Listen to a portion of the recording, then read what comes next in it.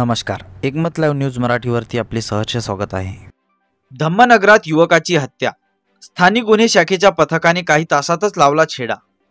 श्रीरामपूर ग्रामपंचायतच्या धम्मनगरामध्ये राहणाऱ्या अविनाश संतोष शिंगारे या 27 वर्षीय युवकाची हत्या करून प्रेत गायब करण्यात आले होते।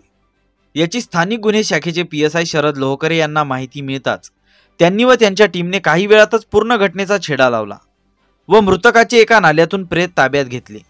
यामध्ये हेड कॉन्स्टेबल रमेश राठोड, सुभाष जाधव, तेजाब रणखाम, कुणाल मुंडोकार, पोलीस कॉन्स्टेबल ताज मोहम्मद, सुनील पंडागळे, PSI श्रीरामे यांनी संपूर्ण घटनेचा छेडा लावून 3 आरोपींना ताब्यात घेतले असून यातील 2 आरोपी फरार आहेत। फरार आरोपींवर या अगोदर सुद्धा खुनाचा गुन्हा दाखल आहे। या संपूर्ण प्रकरणाचा तपास स्थानिक गुन्हे शाखेचे PSI शरद लोहकरे करीत असून सहाय्यक पोलीस अधीक्षक तथा उपविभागीय पोलीस अधिकारी हर्षवर्धन बीजे यांच्या मार्गदर्शनाखाली घटनेचा पुढील तपास चालू आहे। बातमीला लाईक करा, कमेंट करा, शेअर करा व सर्वात आधी ताज्या घडामोडी बघण्यासाठी एकमत लाईव्ह मराठी न्यूज चॅनलला सबस्क्राइब करा।